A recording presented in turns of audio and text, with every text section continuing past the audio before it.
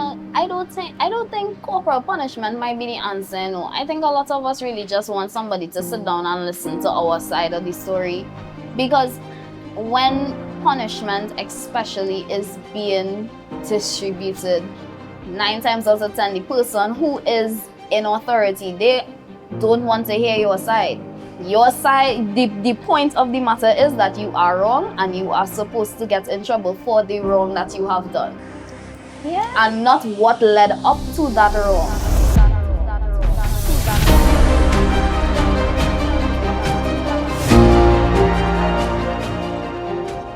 My name is Ronaldo John. For those of you all who don't know me, but consider we were here earlier chatting, I think you all got a sense of who I am, at least personality-wise. What we'll do, I'm a coach in the bank, and I grew up playing football, DJing, cricket. I swam for a bit, but after some traumatic events, I stopped the swimming. I need to get back into it, and I really just have passion in motivating, inspiring, and developing others, whether it's my peers, kids like yourself, because all of us require that sense of guidance and inspiration to be successful in whatever we do. I realize I've been disconnected, and I guess you all picked up on that earlier, that I don't know what is on your minds. I don't know what is in, what is needed. I don't know, and I think that's where we need to start, is knowing what you all experience as students in your respective schools, and this is an opportunity to just speak up, get it out there. It's totally uncensored but respectful, and I will just be handing it over to you all. I will ask questions, but we really having a discussion here, right? So I'll start on my right here. I'll just ask each one of you all to introduce yourself by first name and like what class you're in terms of what school, whatnot, but no need to go with the name or any details. Just introduce and say something you love about yourself. So my name is Dominic, and I am a design student, year 2. What I love about myself is my optimism, and I think that's a strength. And I also love my perfectionism. I'm Surel. I'm a sixth form student looking to head to UE for computer science after. And well, I have a few interests. I like to work out. I practice debate sometimes as well, and I love video games. So what I love about myself is my focus. Whatever I'm into, whether it's a video game or psychology at the moment, that's all that I care about at the moment. So that's what I love. I am Aliyah, 4th year criminal justice student. What I love about myself, I love to read. I love to learn new things. I love to explore. Yeah, that's me. Last but not least, My name is Sarah, and I am in Form 5, and I love to swim and have fun, do fun stuff, explore new things, and I like IT. as I said, today is really about hearing from you. So I'll just put in all this question. I want anyone here, it doesn't matter whoever wants to speak, just tell me something like a good experience you had in school, whether it's your previous school or your existing school. I think the positive experience, like this semester in itself, is my lecturers pushing me to go into this competition where you explore carnival and folk and eventually push yourself to go into the march club. And because I kind of want to go into carnival studies as well, it's such a liberating experience to hear what other designers have, even your lecturers outside of class. So it gets you to interact with other students as well, because the year ones that are there have amazing ideas. So you bounce everything off of each other, and everybody has different experiences when it comes to mass camps and those kind of things. I have had a few experiences with mass camps, But when I listen to year ones, I'm like, wow, guys, you're amazing. So this entire competition I'm preparing for it is just a wow. No, well, I mean, and that's kind of in line with what we're doing here. So you see how she's getting that inspiration from the year ones. That's what I'm looking for from you all, because I realize I'm so disconnected, because I'm going to ask Missy here, if you had to show somebody phone call, Call me. yeah. See, and when I observed that earlier with the next generation, like, to me this is food. That worked out perfect there, because that is exactly what I try to accomplish here, is to understand. Because if you realize the younger ones, they will have that, they will have these solutions that we need. And that is what I think we need as a society. We can't fix problems if we don't know what the problems are. And it must start with who? Me, you, each other. So, I mean, as much as I love the positivity, I'm sure it wasn't all rainbows and sunshine when it is we in school, right? I know, I remember in Modsec, my brother, he was in a younger form, and he broke his arm and his foot at some point. That wasn't, but it's part of growing up, and it was necessary, because now we learned it was playing football. So these things happen. Anyone has any experiences, challenging experiences? Leah and I went to secondary school together. So like I wore a Wilmington brace for majority of my secondary school life. But the only way I found that out is when I popped my shoulder out in swimming. And after a while, when it got back normal, we started noticing a little difference in the way I sat and the way I walked. I was kind of leaning to one side. So eventually, I really hated that brace. You sweat down your back, and then when you want to wipe the sweat, you can't even touch it to dry it. So imagine going through like years of your life like that, and then people saying, and then I used a trolley bag from term 3, form 2, straight to lower 6. And people would be like, oh my gosh, your brace is just as big as your trolley bag. That kind of made me feel insecure about certain things. And I was like, oh wow, no. And then I remember going home crying that same evening because somebody told me my brace is as big as my trolley bag after a PE session. And when I spoke to my mom told me, listen, we're taking care of you. That's a positive thing, but to me it was negative because I was no longer me.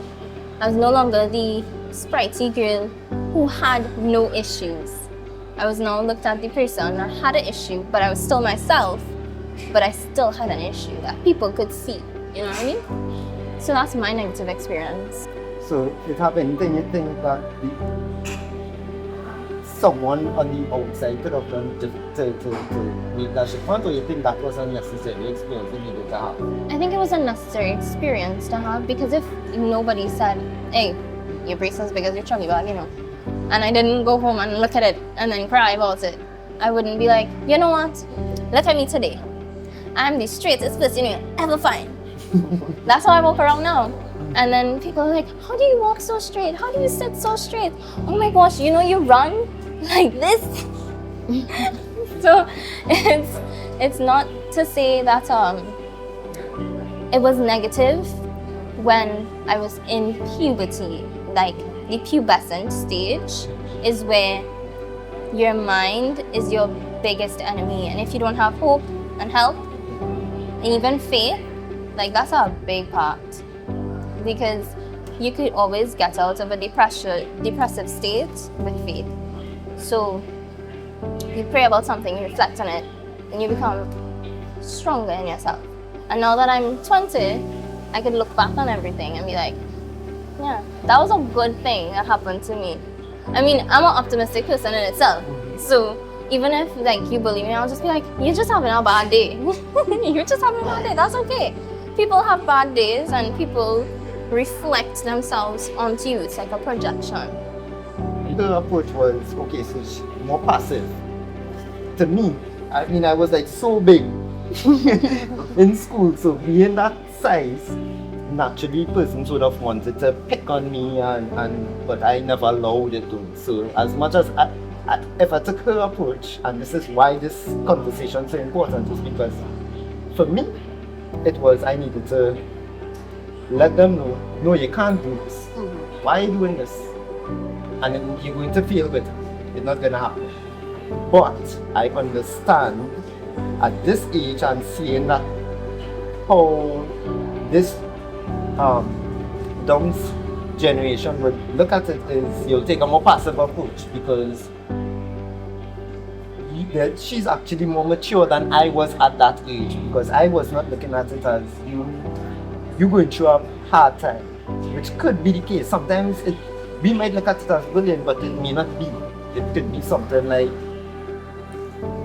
hey, I just want to be a friend. Because I remember a time somebody stole my basketball card. This might be beyond you all, but back then basketball cards was a thing, eh? You collected that. And Mr. Mantle must be, I don't know, Michael Jordan or whatever it was at the time I had. And I make sure and get it back because they didn't ask me for it. Now, in hindsight, thinking about it, if I were to take Downs approaches, okay, so maybe he wants to collect with me? I don't know. But it's interesting. To me, it's interesting how you all look at it this way. I mean, I'm sure a couple of you all probably had similar experiences. But what you all think we could do as a society, just generally, what role anyone in the general public could play towards being nicer to each other? To me, I believe kindness is what required. Now, the reality is not everybody will be kind. But what we could do to get more people to want to think like, I'll say us.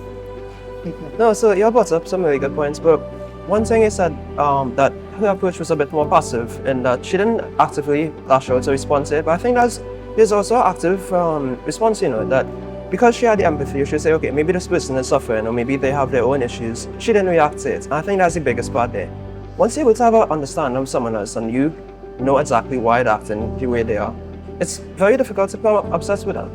I can't be angry with you if I know why you're doing something. So I feel if we could foster a sense of empathy, which I think is lacking, honestly. A lot of persons aren't empathetic or even sympathetic to other situations. If we could have that more as a value that we appreciate more, it would solve a lot of the issues we have. And, in that sense, learn not to take everything personal. Some things that you have to, as she said, you have to stand up for. So you don't want to conflate confrontation with violence, because you could confront somebody in a respectful, polite way. And you have to stand up for yourself. But the way about which you go about doing that, that's the most important aspect. That, you come across and you set your boundaries respectfully and politely. From early o'clock, we should start teaching about empathy in school, because believe it or not, I only started understanding and was exposed to what empathy is in my professional life. So that is not something I grew up knowing. I grew up knowing I need to be, this is the survival of the fittest. Yeah. That is what I know. So I tend to be more aggressive, whether it is verbal or physical.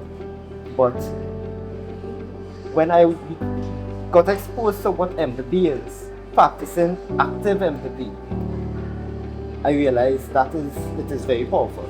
And that is something, I'm so happy you said that, because it means we need to be exposed to that at a younger age.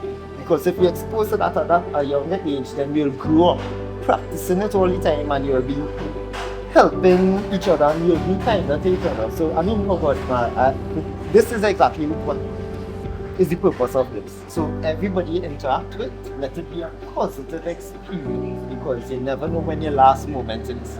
So I don't want it to be where, if I were to die tomorrow, the last memory you have of me was me blowing you home at you because you merging into my lane and decide, hey, no, yes, I have right away, but no. And then guess what? That is the last thing you will remember. So, I mean, I love the fact that you never know what someone's going through. I find I talking too much. I'm being honest. I want to hear more from you all.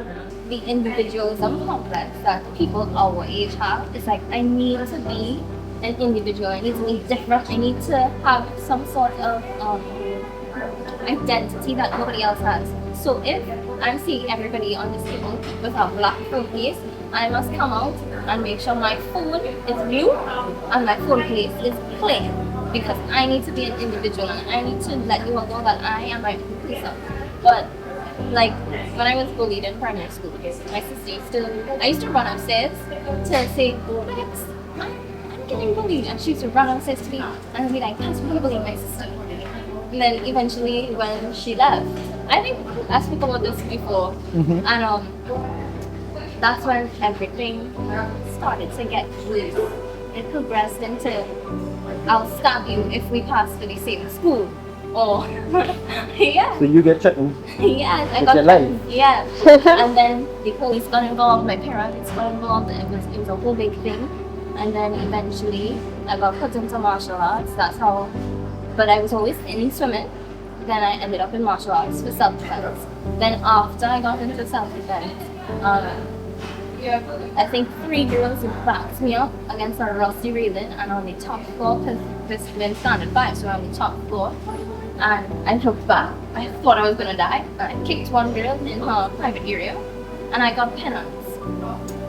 To defend yourself. Yes, and I will not kick anyone in their private area 100 times.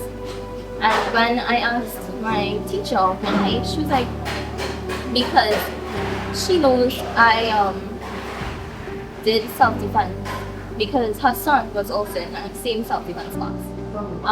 She was like, you're trained to be a weapon, a machine. So you kicking somebody is like you hitting them, it's not you defending yourself. And I was like, but if I was gonna die, who am I to my death? Like that's what I was thinking in my head. But I realized I have a tendency to not say exactly what I'm thinking, and then just bottle it in and be like, okay, cool. It's whatever. It happened. That's it. The class is the class. Let's move to the future. I mean, hearing you all talk, I genuinely thought we had no hope for the next generation. I'm being honest, like, when you see the actions that everyone committing these days, I mean, I'm not hearing that mindset coming from you. I'm hearing what we need, because that type of thinking is exactly what we need. And the more we understand that and set those examples, those positive examples for others to emulate them, and you already want to do that. I mean, that starts with yourself. But I feel like so proud. Like, I enjoy this. And this is what I really did not know. My perception was that you all lost. All lost. When you have identity and you figure out what you value and what you don't value, then you can know what opinions should matter and what shouldn't. So like when she said, oh well, some people when I care, I don't care. I think it goes a level above that. You say, is this someone's opinion I should care about? Are you somebody I respect? If I respect you, then I will care about your opinion. Maybe I'm doing something wrong. So I think it have levels to it. And if you never took the time to discover what you value or what you care about, you can never have that basis to judge from. You can never say what's your moral compass, you know? I know we didn't start with it, but honestly, this is why I love every time I have a session with youths, to instead of starting with the national anthem, I usually start with the national pledge. And that is because the national pledge goes, I solemnly pledge to dedicate my life to the service of my God and my country. I will honor my parents, my teachers, my leaders, and my elders, and those in society.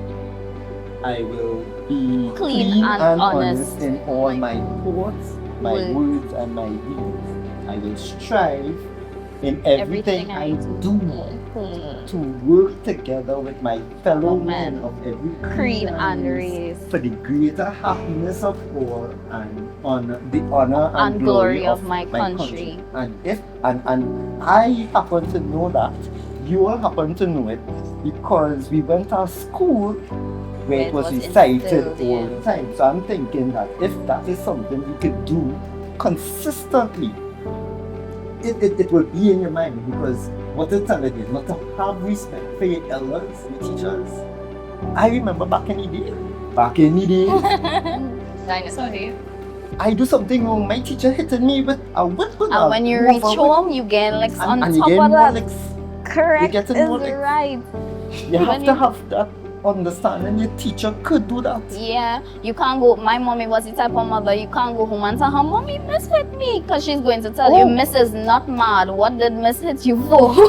And then you get in more. Exactly. My mom used to tell me, once you come home with your hands, your feet, your eyes, everything intact, you fine. You know, because, you know, they grew up in that time where corporal punishment was good. And honestly, I'm glad I get licks. Because when I just genuinely, So that is a solution there too. I just genuinely say I feel like this generation need a little licks. yeah, you need, you know, I'm gonna tell you, I cut my own hair, right? When I started to comb my hair, I cut my own hair because my mom, like, you see how long my hair is right now? It was never this long. You can actually inform 3 my hair was hair, because that was the time I cut my hair, because I was running from licks. My mom grabbed me by my ponytail. I have a question for you. How you feel about that? What do you think? You think we need more licks? No? I hope So, what? And this what do you think? It depends on the type of situation. Okay. So if it's not a really bad situation, you don't need to hit, and then you have to understand the person's point of view, then to discipline them, because the other person might do something, the offender might do something wrong as well as the person who's offending the offender. Understand. And not all the time the offender is wrong. Yeah. It's wrong. Sometimes it's the two persons. Like is the wrong. example earlier where she get buff up for defending herself. Yeah. Yeah. I understand. So basically it's having a balance between knowing when corporal punishment is necessary as opposed to more empathy, and practicing that empathy and having a discussion that might work. So then, like counselors in schools then No, would that's actually bad. sit down and no, I have They actually no faith in any of them. Yeah. They Because don't they really don't- truly. I don't know, because to me that they didn't exist for me. So I did not know they exist now and they're not working. So we had an in-house therapist in the school. She had her own office. She was at school 5 days a week.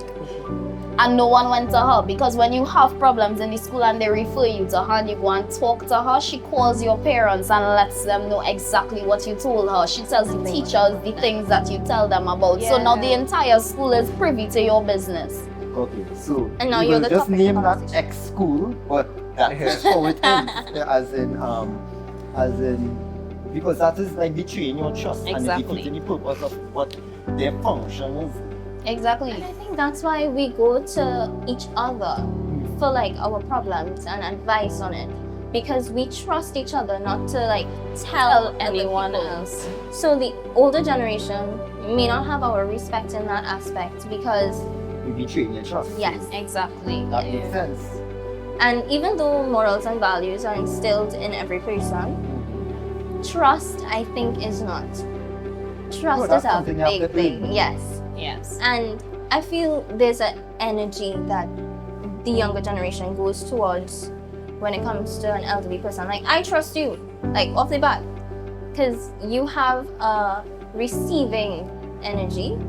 And I think that's what we all look at when it comes to the authoritative persons. Like, my old teachers in secondary school, it's either my way or the highway, and you have no input. I as an artist had to fight my way down to get heard for my SBAs and my IAs, because it's either my way or the highway, or no way at all. I had teachers lose my whole SBA days before it due. and you have to like redo your whole thing, and you go into miss like, but miss, how you could lose? And she's literally like, Did you hand it up? You I sure can't- you hand it up? I can't help you. What do you want me to do about that? Uh-huh. So you And- know what I'm hearing here? I'm hearing that we train the trust that we already not earning as an older generation. So the generation who teaching within these schools, teaching for the wrong purpose. The reason, sorry. Because if you are a teacher, you're supposed to be there because I am a coach, and part of being a coach is training. And you're supposed to train because you want that the trainee to succeed in whatever you're training them to do. So same thing will apply to a teacher, right? If I'm teaching you a subject, it's because I want you to understand the subject so you can pass the exams and apply it to whatever it is you want to apply it to in your life. So if it is we already not earning your trust as a generation, what am I, millennial, whatever it is, and on top of that, when it is something occurs, we're not even taking ownership. So instead, we don't care about. That is what I'm seeing And and hearing. I think that's the barrier between the older generation and the newer generation, because it comes with, like you said, trust has to be earned. I personally also believe that respect has to be earned. Now, nobody is saying that when you walk into a place, you're not going to say good morning, good evening, those kinds of things. But it's very, very demotivating as someone who is so young to walk into a place and see 60 and 80-year-olds sitting down and you say good morning and they watch you in your face and don't answer you. Yeah. You're not setting the example. Exactly. But if I were to walk in and pass them straight, you will hear these young people have no manners. But you will not respond to me saying good morning or good evening to you. Or even simple as the way they behave, entitled to everything, but you don't want to respect when someone else is also entitled to something. So you believe because, for example, we are sitting in an area, somebody may want to come and sit here. They believe that they should be entitled to sit in here, but you came and you met people sitting here. So what would be the response to that? You find somewhere else to sit, or you come and you politely ask, hi, good day, excuse. You won't mind if I sit in the corner here?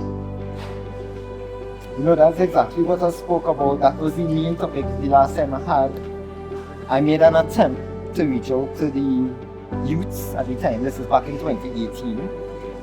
That was entitled, Respect Manners Courtesy. Because that is something I saw lacking in society.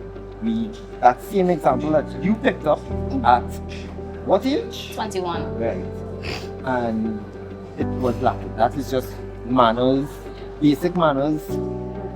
Hi, good morning, good afternoon, please. Thank you. Thank you. Excuse me. You're welcome. Even simple as a you're welcome. Somebody might tell you thank you, and you watch them like, So how you think that could improve? What can we as people and society just do to improve that? I think that the things that you expect you should also put out, because you can't expect someone to tell you good morning, but you know for yourself that when you walk into a place, you are not the person to answer. If someone tells you good morning, you're one of those people who answers under your breath or you give them attitude. But you want someone to speak to you with respect and you want them to have manners towards you. So what we put out, I think we should also be supposed to put out what you want to receive. So basically treat others as you would like to be treated. Yeah. Okay, lovely. I mean, and you see, you all coming up with the solutions. Not me. I just had the one that And I think it's also important to know that bullying don't just happen in school. You could get bullied at your job. You could get bullied as an adult in society. We've had experiences in university with teachers bullying students for certain things. Where we had a example where someone had a family emergency and she could not make it to an exam. And the lecturer sat in class before the exam and spoke ill of her. because she could not come to the exam. And that's crazy because you don't know what's happening in her home. We don't, no one knows. All we know is that she comes to school, she does her work, and she goes home. When she can be there, she is there, but she could not be there. And as her authoritative person, you, instead of trying to find out what it is that could have possibly kept this person from my exam, what happened to lead up to this, instead of doing that, you put yourself in a position where it is you are being disrespectful towards her, not even in her presence. I can't really say that I have a similar experience. All my teachers in secondary school, that I mean, possibly, but all my teachers have been amazing. And like, so there's probably one teacher I can think of in my entire 7 years at this institution, right? Probably only one teacher, but genuinely. So a lot of the times my teachers offer classes for Easters, right? All of them, a good few, let's say half of them offer this for free. Because they know that we have content to cover, they offer lessons during the Easter and during different holiday periods at their own expense because, you know, they want to help you. And I've never, yes, this is the first time here, and that is such a common issue because that hasn't been my experience at all. So basically you're saying it's not all. There are. So basically what I'm thinking then is for the schools now to identify who yes, with regards to, okay, I mean, guys, as much as enjoying the conversation and liking, like I'm learning a lot from you all, I think it is about that time. I want to be mindful of everyone's time. I know rituals here, they accommodated us, they passed closing hours because it is after. So, I mean, I want to shout out and say thank you, rituals, everyone, for accommodating us here. Thank you guys for being brave, and I want to say there's a word, supportive of just having a conversation over a cup of coffee, a meal, and speaking what's on your mind with regards to what you're experiencing in school. I know we could continue going on and on and on. I see Sarah settling and want to, there's a lot we all want to get off our chest and realize that. And I think this fine, we can have another one, maybe a different venue somewhere. But I mean, just thanks. What I want to do though is leave you all with a quote. This is from Malala Yousafzai. Yes. Yeah, familiar. And that is, when the whole world is silent, even one voice becomes powerful. And this is the start of that one voice becoming powerful, because it's speaking what is real, right? I just it is think, what it is. yeah, I think so. One thing I just want to say, I feel like it's something that everybody needs to hear. And as students, as adults, as people in a society like Trinidad, we need to know that even when you think that there's no one you could possibly go to, there will always be at least one person willing to hear you out. Whoever that person may be, look for the signs, the interests. They will always try their best to help you in any way possible. And sometimes that might just be that one person might be your village, and that would be okay. Just look, the support that you need will always come to you. Just have to find it. And faith is a big thing, like Dominic said. Keep your faith, and your faith will carry you through a lot. Regardless of your religion. Regardless of your religion. Yeah, regardless. What I would also say is that there's this Aesop fable that my mom always reads, right? It's the bull and the calf.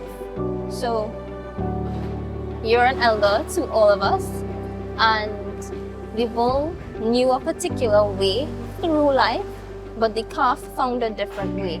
But because the bull was so headstrong and didn't let the calf go through, the bull got stuck. And the calf showed him a different way to get through that situation. And then the bull was like, okay, cool. And then that was a different avenue. So I'm happy that we had this so that we could get to learn from each other, because I also learned from you as well, and you. So it's really nice to have this conversation and bounce ideas off of each other. The main thing in our life is miscommunication, misunderstanding, lack of communication, and lack of trust. The little boy named Jaden from that school that died, unfortunately, think there was a lack of communication, a lack of trust, and that was an unfortunate plummet. And the sad part about it is he wasn't even the only person to experience it. After him, there were so many. I believe I read about a 12-year-old girl, and it literally broke my heart, because how helpless you have to possibly feel at 12, that you can't go to anybody else and your only decision is your only choice in that matter, that you feel is your only choice is to take your own life at 12. It's sad, and they have no one to talk to, yeah, because they don't experience relationships where they can come and sit down and say, this happened today and I didn't know how to deal with it, and then get a response like, okay, so let's figure out how to deal with it. You might probably get a response like, so you just gonna let somebody do that to you? That's how you're going to react every time something happens? You're going to cry? And that's not the way to deal with it, because they really, when they reach to the point where they think that it have nowhere to turn, that's the point where everyone just start caring, and that's not okay. We need to put in the work way before that. especially if you're 12 and you have the heart to write a letter to your parents telling them why this is happening, because you felt you weren't safe enough to speak to them. And I feel like the safety and security that parents give you is very important, no matter what age. I could be 60 and I know I could go to my mom and my dad and talk to them and say, hey, I shut down on the highway, you know. And I know my dad would get mad. Daddy, I have a flat tire. Yeah, right?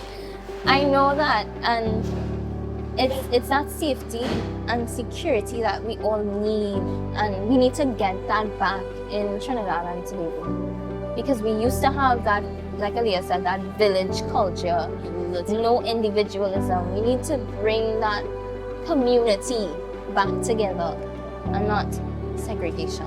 Correct. And start back playing the national pledge. Yeah. In schools, Yeah. every day. I didn't even remember it. So, I mean, guys, thanks. We'll definitely have to do this again, maybe with a bigger audience too. And we will see how it goes. So, yeah. Thank you. Thank Thanks. you for having us. Yeah, it's a pleasure. And this is